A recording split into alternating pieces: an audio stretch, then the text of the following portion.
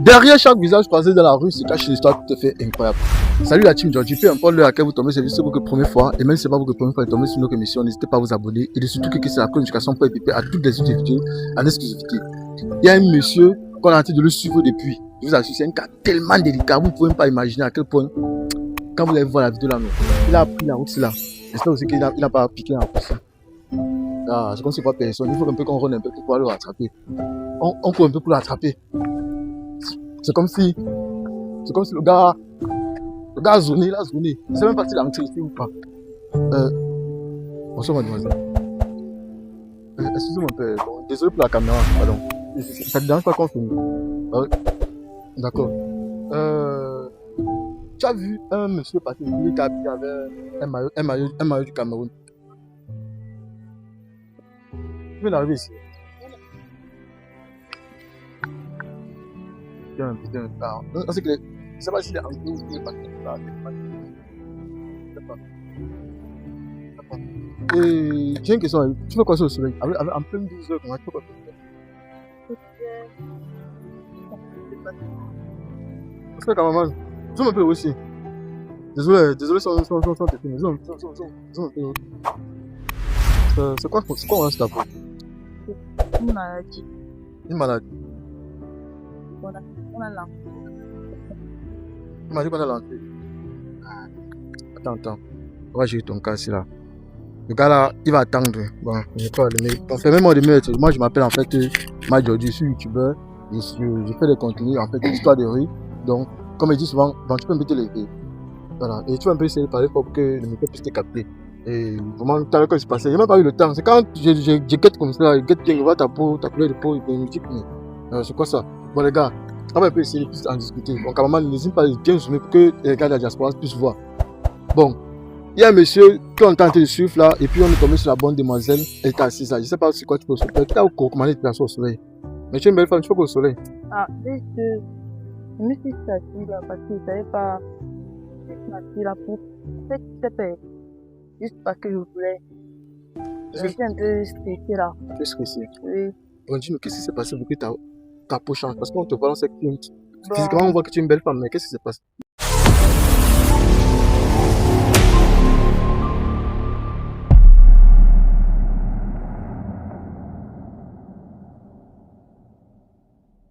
Maman, dis-nous, c'est quoi ton histoire? Attends, bon, en commençant, tu t'appelles comment?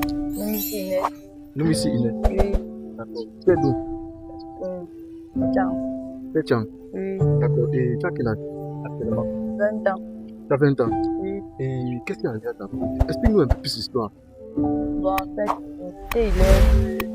j'ai arrêté l'école en salle de confort. Oui, j'ai arrêté l'école en salle de confort. Et puis mes parents m'ont demandé que tu veux quoi? J'ai dit que moi je veux apprendre un travail. Ils ont dit que j'ai dit non, je préfère coiffer. Je préfère coiffer les hommes. Puisque ma soeur fait dans ça. Et ils ont dit que ok, c'est ce que tu choisis, il n'y a pas de problème.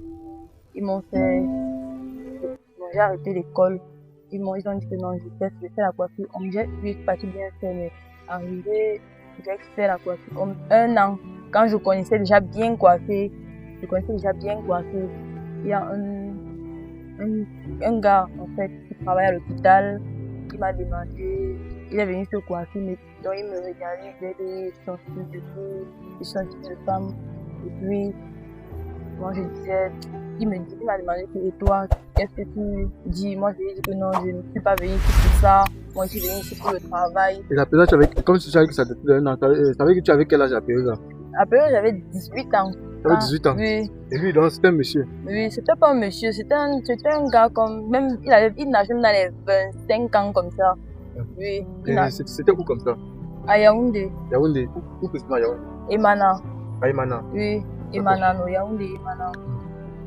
Oui, il m'a posé, il m'a demandé, il dit non, il persistait toujours. Il se pourrait maintenant qu'il y avait un monsieur, un militaire en face de moi là où je travaillais. Et le gars partait faire les soins là-bas, chez le monsieur, non. Oui. Et il y avait aussi une jeune fille comme moi. Quand il a vu que les hommes ne ferment jamais leurs yeux, ils n'aiment pas être fidèles à une personne. même comme je n'acceptais pas. Mais si c'est qu'il était sérieux, il pouvait être, vous voyez un peu, il pouvait être oui, bon, il a vu celle-là, je sais pas comment ils ont fait ensemble, je sais pas, parce que je sais pas comment ils ont fait ensemble. Quand je les voyais ensemble, moi je m'en foutais parce que lui, bon, en fait, c'était pas dans ma tête que je vais avoir un homme pour le moment, tu vois un peu. Je voulais me positionner avant de chercher l'homme. Il devait d'abord mon travail d'abord avant tout. Tu vois un peu, non. Voilà. C'est maintenant comme ça, le jeune homme, il passait son temps avec la fille, montait, descendait. Un temps, après, sans faire un mois, il comprend la fille enceinte. Voilà, la fille, bon, quand la fille est tombée enceinte, il venait toujours me voir. Moi, je disais que, mais tu as déjà une fille que j'ai enceinte. Qu'est-ce que tu fais encore quoi derrière moi? Moi, je veux pas les problèmes dans ma vie, par exemple, s'il te plaît. Je veux plus te voir, même te coiffer, je ne veux plus te coiffer. Parce que tu peux me mettre dans les problèmes. Et en plus, c'était les Yaoundé, tu vois un peu. C'était les Yaoundé. Tout cela, même le gars était un Yaoundé. Oui. Bon, la mère est venue, quand la mère a constaté qu'il venait toujours au salon, même quand il était déjà coiffé. Il se coiffe, mais il vient toujours au salon. La mère de la fille est venue dire que tu traites quoi avec le gars là? J'ai dit, maman, je ne traite rien avec lui. Elle demande que tu ne traites rien avec lui. Il cherche quoi chaque jour. Il dit que je ne traite rien avec lui. Il faut lui demander. Moi, je n'ai rien à te dire. C'est là où la mère a dit que, ok, comme tu ne traites rien avec lui, je vais lui demander. Vous ils ont fait comment? Je ne sais pas. Un jour encore, je suis au salon vers 19h, 20h. 19h en fait, 19h. Le gars vient.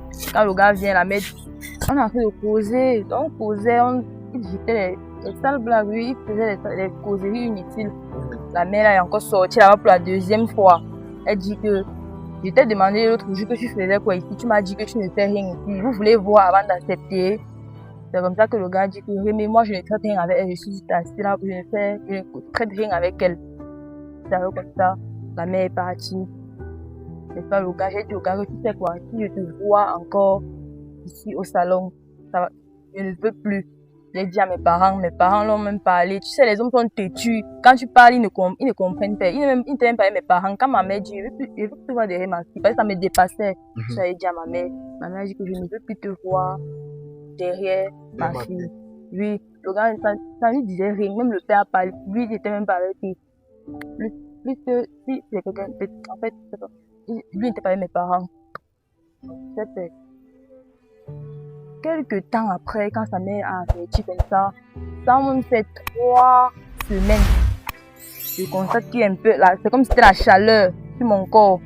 Et donc il voit, il dit que peut-être que ça va finir après. Mais je constate que ça commence à gratter. Ça commence à gratter, oui. On part à l'hôpital, on fait les examens, on ne voit rien. En fait, on a fait tout, on n'a rien vu. On dit que ça nous a dépassé. On ne pouvait rien faire. C'est quand on est venu ici. On a fait tout à l'hôpital, on a rien vu, on fait mes examens, on ne voit rien. On est venu ici à Douala. C'est un passage qui a soigné ça.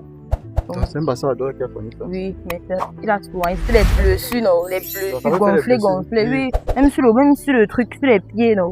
Ça, c'est partout, même sur les pieds, il y en a. Voilà, ça partout sur mes pieds. Donc ça, c'est les blessures, oui.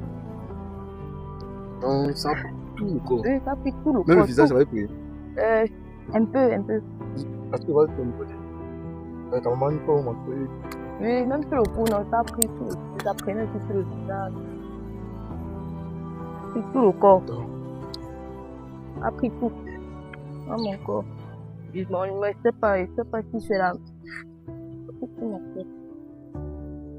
À ce moment qu'on voit à quel point.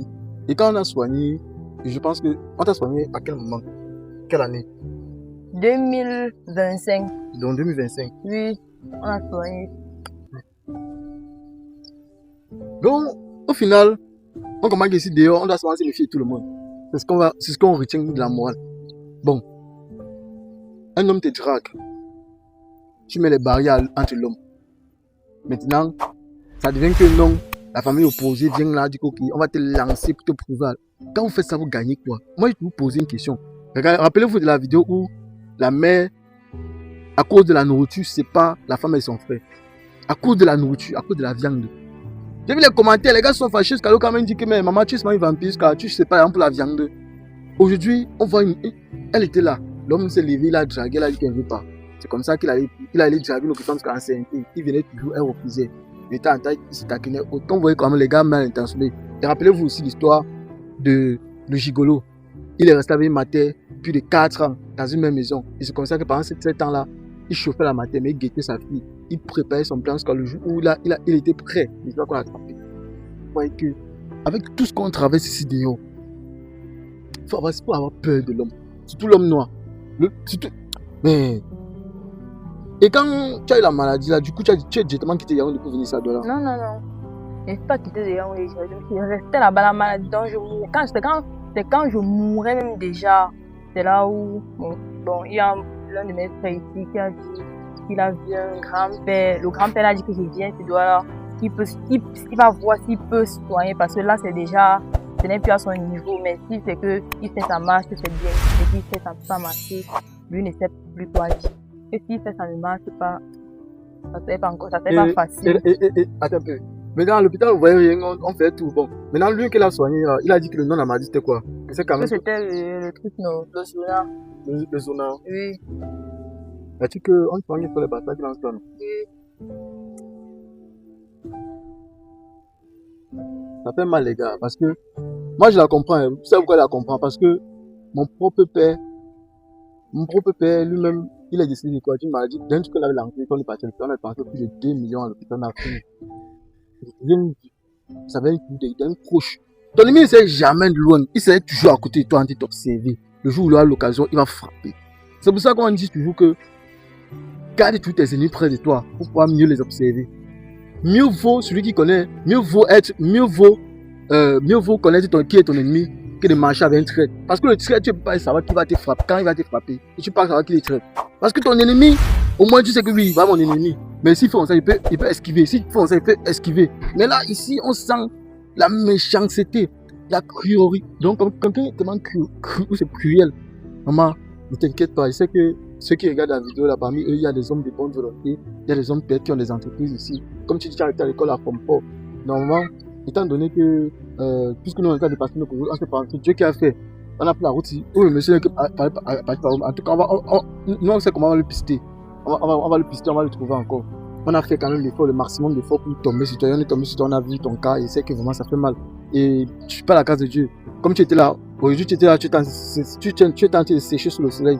C'est pas ça, c'est quand même que tu te lamentais et que ça te fait mal de te voir t'afficher comme ça. Et ça, imaginez.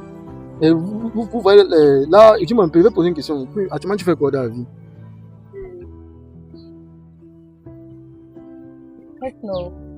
Tu fais coiffeuse.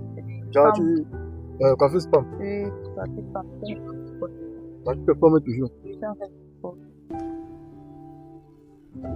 c'est quoi? C'est dans une institut ou c'est dans les trucs du quartier là? Non, c'est les trucs du quartier. Donc, pour ceux qui ont la diaspora qui ne connaissent pas les trucs du quartier, je vais expliquer comment les trucs du quartier. C'est un peu genre, tu vois une petite salle comme ça là. Non, donc ça c'est un grand truc.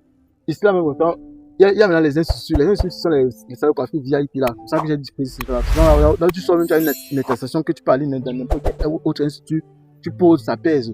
Mais ici là, c'est les web du quartier, genre, quelqu'un qui est un peu coiffé là, elle a des carboutes, elle met un peu les web coiffes. C'est un peu le genre qui est un peu respecté. Donc, même si elle compte 2 ans, 3 ans, elle n'aura pas de diplôme. Et vraiment, dis-moi, je sais que c'est vraiment difficile. Et vas-y, je veux que tu parles à la diaspora pour ceux qui vont suivre cette histoire, ton histoire, et ça va vraiment les toucher. Qu'est-ce que tu leur demandes sincèrement au papa de la diaspora, aux mamans qui sont en train de suivre, même aux âmes de bonne volonté qui sont peut-être au Cameroun, restez quand même. Qu'est-ce que tu demandes? Tu veux recommencer l'école, tu vas aller à l'école, tu veux faire une vraie formation, tu veux qu'on te soigne. Parce que là, vraiment, ta peau mérite qu'on soigne. Vous voyez vous-même, les gars, regardez vous-même. C'est très délicat. C'est une très belle femme. Elle est juste achetée. Je pense que ça se soigne. Beaucoup de gens vont regarder, ils vont voir. Il y a d'autres vont dire, peut-être moi j'ai eu à vivre ça. Ou bien je connais une personne qui a eu à traverser ceci. Continue de penser, tu exprime-toi devant la personne. Non, tout ce que moi je demande, c'est que si c'est que eux ils pouvaient m'aider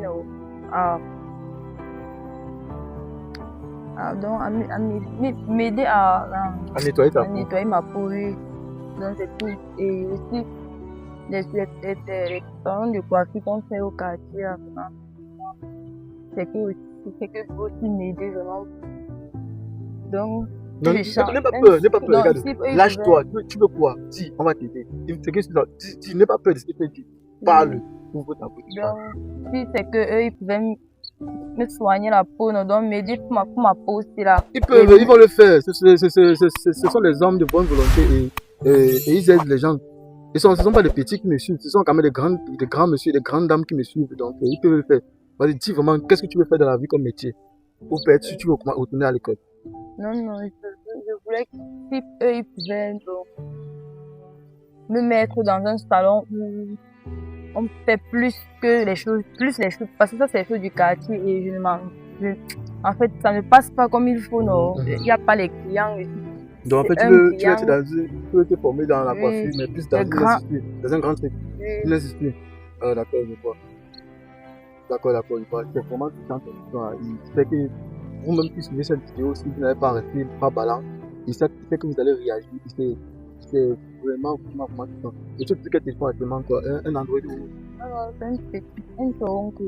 Dans les téléphones à bouton là. Oui. D'accord, ok.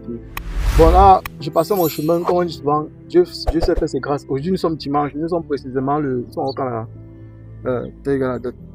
Désolé les gars. Voilà, merci mon gars. On s'en qui part à l'école. Mais c'est quand on part à l'école qu'on considère la date.